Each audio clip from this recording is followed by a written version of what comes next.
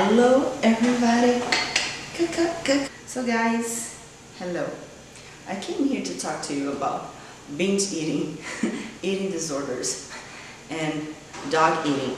Excuse me. Os dois. Posso, por favor, dá oi pra eles, tá? Quem que resiste? How can you resist this? It's sing hallelujah. You guys are lucky I'm not doing a singing video. So, hello guys. This will be my first video in a long time. Well, actually I posted a video not too long ago, just doing some HIIT cardio. I could say that I'm gonna start a series now on YouTube, but every time I say that, I don't do it, so I'm just gonna keep my mouth shut.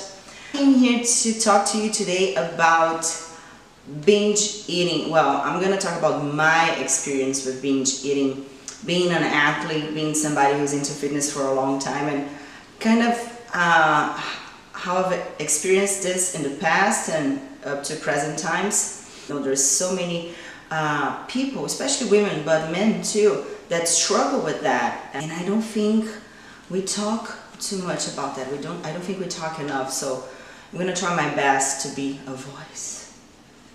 For those who don't know, I'm from Brazil. I'm brasileira. Vamos falar pouco de português aqui. I'll teach you guys some Portuguese. How about that? And I exchange Portuguese lessons for likes. Ever since I started competing, which was 2014. Started competing in 2014, became a pro 2015, competed up to 2016, and then I was burned out. I needed a break. If you think like 2 years is not that much, but before that, I was always cut phase. I was always trying to lose weight. I was always trying to get lean. I was always on a deficit diet pretty much. I've always had a problem with food. You know, I eat too much. Every time, and I can remember this so fresh in my mind. If I was to go to the nutritionist maybe on a Friday morning, I used to starve myself the whole week, like pretty serious on the diet, to get no good measurements, and then I would binge the whole weekend until I start my diet, my new diet back again on Mondays. I used to take cookies in my bag and I would eat them right after I'd left, going to my mom's house, eating compulsively during the whole week. You know, I remember one episode, but I ate so much and I drank so much, I couldn't sleep laying down. If I lay down, my food would come here. I had to sleep sitting down, and I was so ashamed of myself. So I've always had those things even before I started competing. But after I started competing, I competed these 2 years, very crazy diets. Then I was like, I need a break, and my job was crazy back then. I was traveling a lot, so I'm like, I'm gonna stop competing. I'm gonna give myself a break, and I gave myself 2 years. And on those 2 years, I always wanted to stay lean, or at least as lean as I could. It wasn't always possible. Most of us, we have such a hard time accepting ourselves and not our best shape. I'm prepping for a show now, and I'm not as lean as I wanted to be, and that really pisses me off. But if I see on the scale and the measurements, I'm leaner than I've been most of my life, and like that freaks me out because we're so crazy with ourselves. We just want to be 100% all the time, and that's not possible. It is not possible. Give up on the idea of being 100% all the time. On those 2 years that I was off, I was drinking a lot, sometimes starving myself, sometimes eating too much, sometimes I tried all types of diets you can imagine. And then I found flexible dieting, which is what I do up to today, and I really love the whole concept of it. So after I found flexible dieting, I kind of got myself into a balance, and that was good for like a year, and I wasn't competing. I was happy with my weight. I was conscious, but even during the flexible dieting, I used to have episodes of binge eating, mostly due to like emotional problems. So when I was sad or I was stressed and I had just life issues, I found myself like eating to the point of passing out and waking up like to the cookies. I was like, what the fuck did I did last night? You eat to shut the holes in your soul and your heart. And every time I woke up after that, I felt like shit. And I just starved myself throughout the day and try to get back to normal. But that's so unhealthy. when I first started to realize that I had issues with food and I wasn't happy with my relationship with food. I think my whole life dieting and being concerned about my body and how I look and wanting to look good and feel good. I was determined to fix my problem with food. I recognize I have an issue with food and I'm going to fix it. I'm going to understand what's happening. I'm going to fix it because I don't want to live like this anymore. I'm in charge. Not the food. The food is not in charge. I'm in charge of this motherfucker. So I was talking to a friend, a dear friend from Brazil, beijo fofa, that she just started a health coach course, you know, to be a health coach. I was like, that could be because it always stuck in my mind, like everybody knows what they need to do not to gain weight or to lose weight. Don't eat French fries. It's not hard. But why don't we do it? That was what always struck to me. Like, why don't we do the things we know in order to get where you want to get? So then I started studying to be a health coach. It took me a year to graduate. I just recently graduated. Not even a year. Focus! Where's the rock? Focus! So I decided to compete again. And I just did my competition. My last competition was November last year, 2018. Yes, in London, WBFF. It felt amazing. It was the easiest prep I've ever had. Big shout out to my coach, Nathan Harewood. Sweetheart coach, best coach there is. You know, and it was just an easy prep because I understood my relationship with food. I understood when I was really hungry, when I was just messed up here. But you know, after 15 hours talking, I finally am gonna get to the point where I wanted to get in the first place. Right after the competition, I started struggling with binge eating again. No, right after. We went out with some other athletes, had a couple of drinks, ate, and even backstage I was eating a lot. No, after I got on stage, after the judging was over, eating chocolates and stocking up with almond butter, peanut butter. We have something in London from Grenade. If you guys want to send to me, I would love to. They call bar in a jar, and this one white chocolate flavored. Jesus Lord, that's so good. I literally can eat a jar just sitting here talking to you. It's amazing because I really took what I learned in the health coaching course and through my life during my prep, but after my competition, I completely let it go. You know, I stopped taking care of what I was thinking and trying to understand how my body was behaving.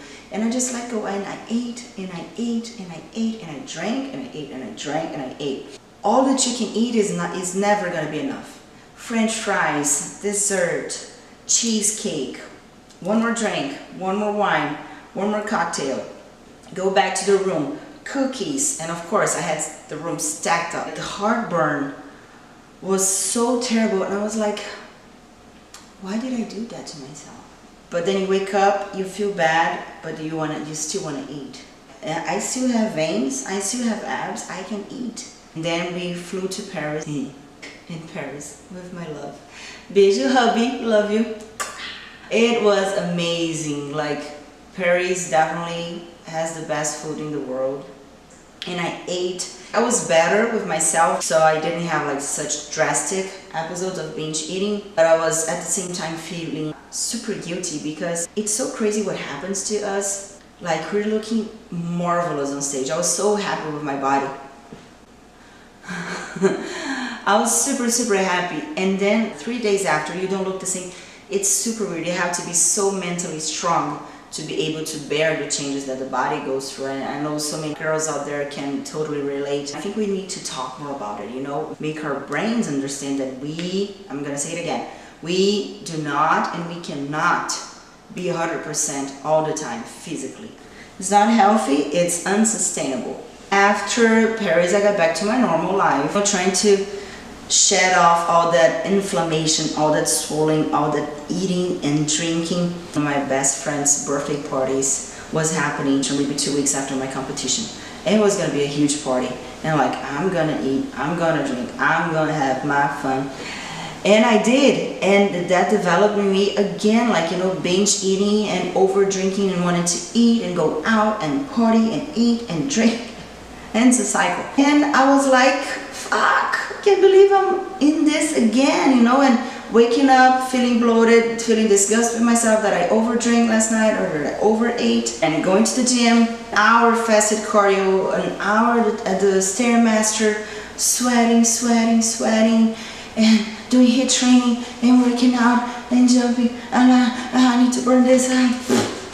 It's so exhausting. I was like, why do I continue to do this? Why do I go back to where I left? Because it was horrible. What I've been learning about myself on this journey, and it has happened a few times before, you know, then Christmas comes, Thanksgiving, and holidays. Everything is an excuse for you to overeat and to overdrink and to indulge in those things. And even sometimes, you know, I've had a stressful week on my work and just some personal things. And the first way out that you want to do with binge eating, you just want to eat. When you have issues, why is that? And that's what I tell my clients all the time.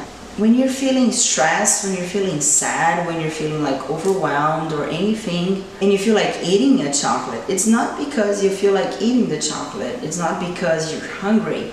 It's not because you can't control yourself. That is only your body desperate for some nice feelings. It just wants to feel some pleasure. It's your brain like, fuck, I'm tired of suffering. Give me something to be happy about.